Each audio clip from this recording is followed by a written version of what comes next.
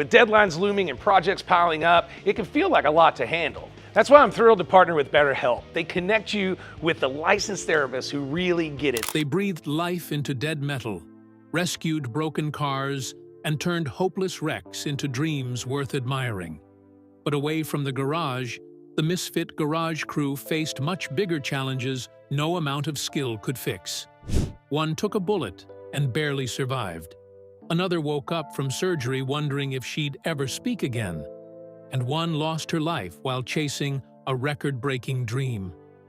What really happened behind the scenes? And how did they lead to these difficult outcomes? Join us today as we uncover the tragedies of the show's cast and beyond. What is it? Wait, what is it? Christy Brimberry. Sometimes the biggest warning signs are the easiest to brush aside, and for Christy Brimberry, it was nothing more than a small but catastrophic lump in her throat. She almost ignored it completely, a mistake that would ultimately threaten her life. It was sometime in August 2016 when Christy noticed a small knot in her throat that didn't feel quite right. At first, she wasn't too worried. She had lived with Hashimoto's disease for years and assumed it was another flare-up. But this time, the lump refused to go away. And unfortunately for Christy, that difference became the thin line between life and demise. When Christy finally visited her doctor, she was quickly sent for a biopsy. The results came back with devastating news. She had thyroid cancer, and by the time doctors found it, the disease had already spread into several nearby lymph nodes. Surgery was planned almost immediately to remove her thyroid and the affected lymph nodes. Yet more complications were uncovered along the way. At first, doctors expected it to be a routine operation with a straightforward recovery. But everything changed for the worse after the surgery began. While operating, the surgeons discovered the cancer had spread farther than anyone had expected. It had reached her trachea, or windpipe, forcing them also to remove part of her voice organ during the operation. Christy was assured that she'd still be able to talk after the operation, but many things went wrong during the surgery. The biggest complication happened when one surgical instrument accidentally damaged the nerve that controlled her vocal cords. Because of this mistake, Christy woke up unable to say a word. Just hours earlier, she had gone into surgery expecting to beat cancer. Instead, she woke up unable to call her family. On top of that, Christy had to go through radioactive iodine treatment, which forced her into nearly a week of complete isolation because of the radiation levels. By December 2017, doctors finally gave her the news she had been waiting for. She was officially cancer-free, but at a massive cost. Today, Christy Brimberry still lives with a paralyzed vocal cord and a narrowed airway that makes breathing and speaking more difficult than ever. Yet this tragedy stands as just one out of several. So my greatest accomplishments have been my failures, because I learned how to do something the right way, or I learned how to not push so hard, or I learned how to market a different way. A lot of people look at it and they're like, oh my gosh, Gas Monkey Garage, Aaron and Richard, they're, Richard Rawlings. Rawlings was just about 22 years old when he was driving his 1965 Ford Mustang 2+2 Fastback through Fort Worth, Texas, late one night near Oakland Boulevard. Then, out of nowhere, another car rushed up behind him, and from it, two men jumped out and tried to drag him from the driver's seat. They just wanted his Mustang, and what happened over the next few seconds would stay with him for the rest of his life. At that point, Rawlings had only one choice to make. He had to either fight or drive. Not wanting to lose his car, he immediately hit the gas and took off. As the Mustang sped away, one of the attackers pulled out a gun and fired. The bullet ripped through the back of Rawlings' shoulder and tore down his left arm. Suddenly, this wasn't about saving a car anymore. Now his life was at stake. Bleeding heavily, Barely conscious from sudden blood loss and alone in the dark, he somehow kept driving, not knowing if he'd reach a hospital before passing out behind the wheel. Before he had turned 21, Rawlings had already worked as a police officer, a firefighter, and a paramedic, sometimes juggling all three jobs at once. Almost every paycheck went into buying and restoring that Mustang. That car was years of overtime, sleepless nights, and hard work sitting on four wheels. The men trying to steal it only saw an old car, but Richard saw everything he had worked for. He barely survived the shooting, kept the Mustang, and carried the scar for the rest of his life. Friends have said the attack also changed the way he looked at danger. Long before television cameras followed him into risky situations, Rawlings had already learned how quickly everything could change. But in the many interviews that followed, the focus stayed on auctions, engine swaps, Cannonball Run records, and the growing Gas Monkey brand. The attack only resurfaced years later during a podcast, where he talked about it as if it had been just another rough day at work. Jessi Combs.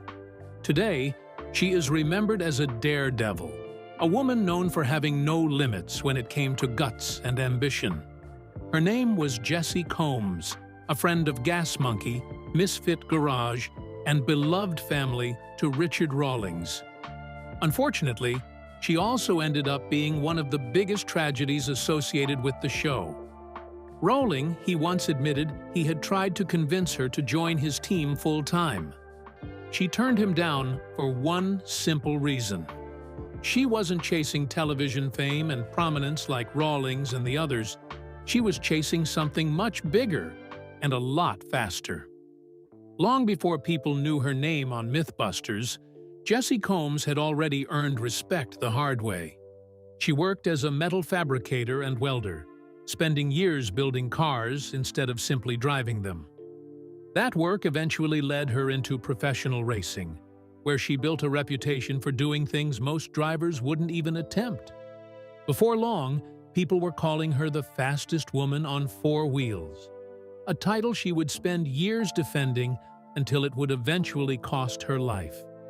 In 2013, she drove the jet-powered North American Eagle across Oregon's Alver Desert at almost 399 miles per hour, breaking a women's land speed record that had stood for nearly half a century. Most people would have stopped there, but Jessi wasn't most people. She later pushed the record even higher, proving the first run wasn't luck.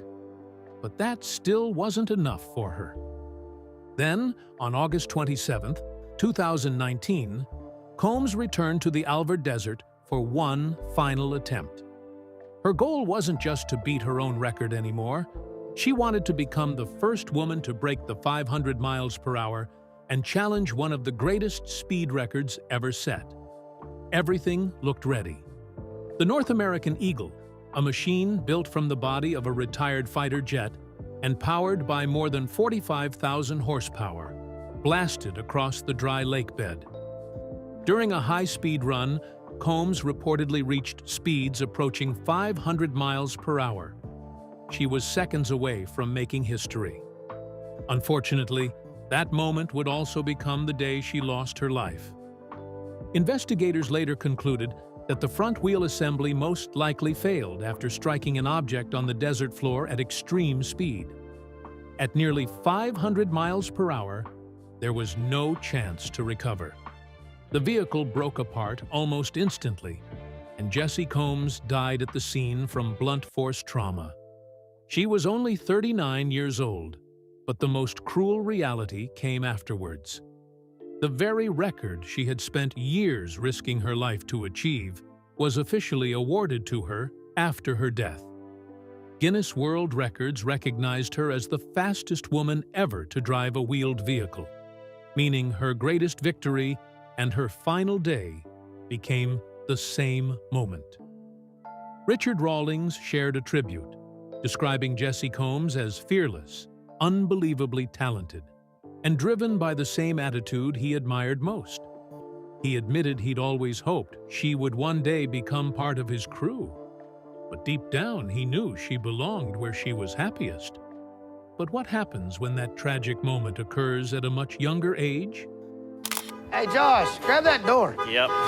It's Christmas all over again. Come here, John. Come here, sweetheart. I got a present for you. I dug this out of my stash. Tom Smith.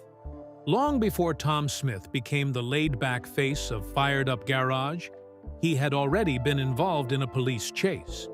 Yet that wasn't the worst part. This happened when he was only 10 years old, and at that age, he had already become a fugitive.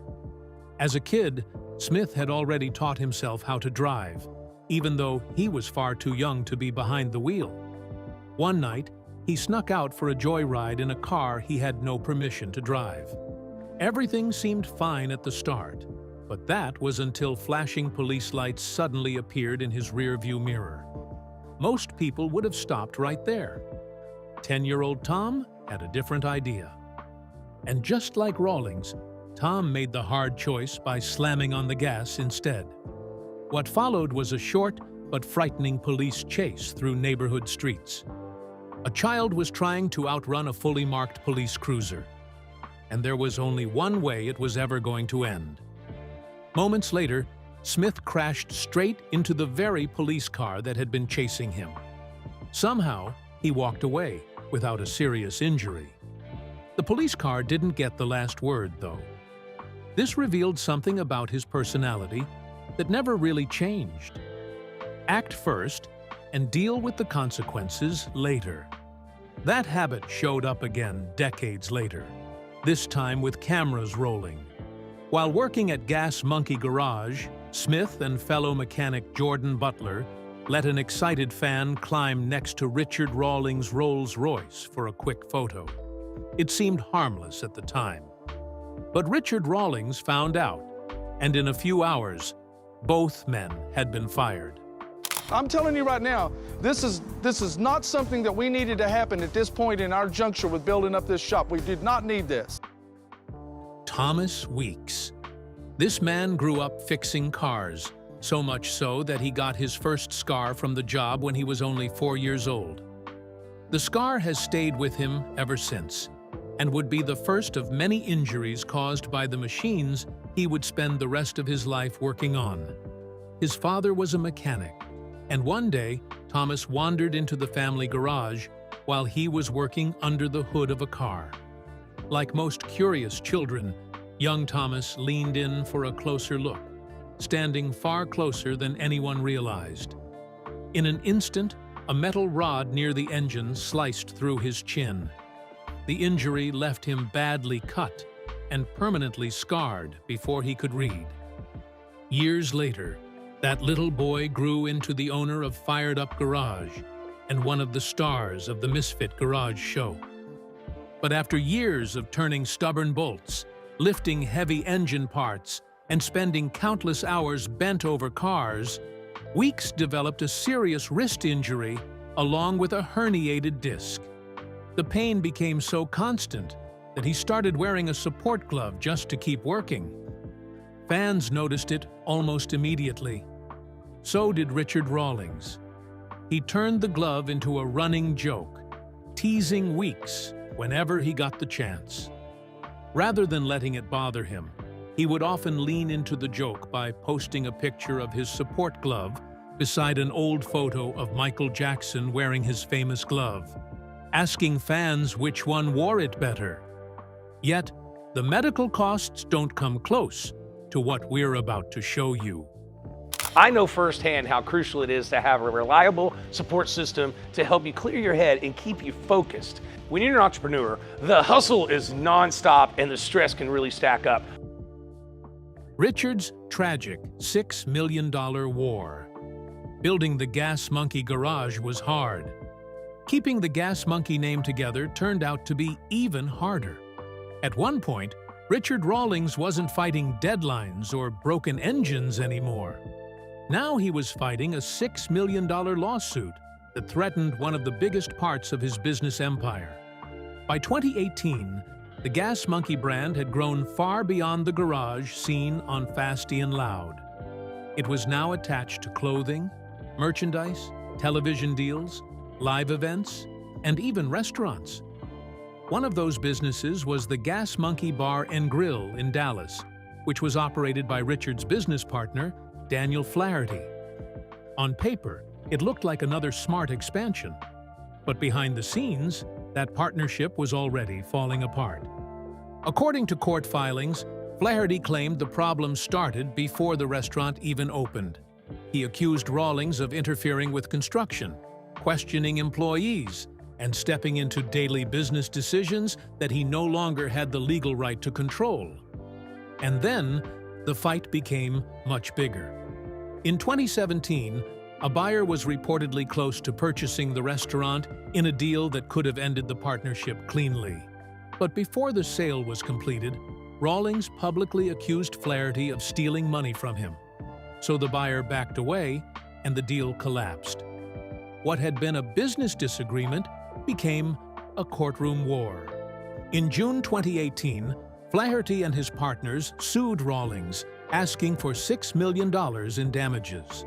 They accused him of defamation and intentionally destroying the sale while violating the licensing agreement both sides had signed. It was one of the biggest legal fights Richard had ever faced, and it put the Gas Monkey brand under a spotlight for all the wrong reasons. But Rawlings wasn't about to let the accusations go unanswered. So the following year, he fired back with a $1 million countersuit, claiming the restaurant continued using the Gas Monkey name and trademarks without permission. Instead of one lawsuit, there were now two, with both sides accusing the other of breaking the agreement that had once brought them together. For nearly 3 years, the legal battle dragged through Dallas courts. The fight ended in August 2021, with both sides agreeing to dismiss the lawsuits without a public winner. No jury decided who was right or wrong, and soon afterwards, the restaurant removed every Gas Monkey sign and brand from the building. It reopened under a new name, Amplified, ending its connection to Rawlings and closing one of the most expensive business battles of his career. However, not every story on this list ends with a lawsuit, a hospital stay, or a near-death experience. Some of the biggest changes happened with almost no attention. After Misfit Garage ended, several of its most familiar faces slowly disappeared from television altogether, leading lives proving that fading from the spotlight can be just as significant as surviving a major incident. These are the men who tragically went from fame to obscurity. The man already made his decision. There ain't no changing a man's mind. If you change his mind, he's gonna come back in and give half-ass work versus full-blown work. So, the way I look at it is, ain't no big deal. Jordan Butler. Jordan Butler helped build Fired Up Garage from the ground up alongside Tom Smith. Without the two of them, Misfit Garage might never have existed at all. Yet when the show was finally finding its audience, Butler made a decision that surprised almost everyone. He simply walked away. His exit came at the beginning of Season 4. Unlike many reality TV departures, there was no dramatic argument, no explosive confrontation, and no emotional farewell episode. Instead, Butler stepped aside because he no longer agreed with where the business was heading. The biggest disagreements centered on the future of Fired Up Garage. Butler didn't want to move into a larger shop, and he wasn't comfortable bringing Kevin Clark in as a new partner. Rather than spend months arguing in front of television cameras, he chose something much less common in reality TV. He left without turning it into a show. Unbeknownst to him, that decision would change his life forever. Although Butler kept a small ownership stake in Fired Up Garage, he almost completely disappeared from the public eye afterwards. Around 2018, his social media activity slowed to almost nothing. The regular updates stopped, replaced by only the occasional post about a personal project or family milestone. And today, Butler leads a quiet life as a husband and father of 2. You're walking out. That's it. You know, You're loading your tools up and you're walking out. That's it. What are we gonna do now without you? What are we gonna do? You're gonna build it, you're gonna build it. but at the same time, just something I don't need to be a part of. Scott McMillan. Before Misfit Garage ever became a television show, Scott McMillan had already built a reputation in the Dallas hot rod community. Cars were his career long before Discovery Channel showed up. Yet in the end, they were also the reason he chose to leave television behind. McMillan was one of the founders of Fired Up Garage, and most of his partners he had previously worked with at Gas Monkey Garage. His experience and fabrication skills helped give the new shop credibility from the very beginning. But unlike many reality TV personalities, McMillan never seemed interested in making television his full-time identity. As the seasons passed, partners came and went, shop dynamics changed, and the cameras demanded more attention. McMillan eventually decided he'd had enough.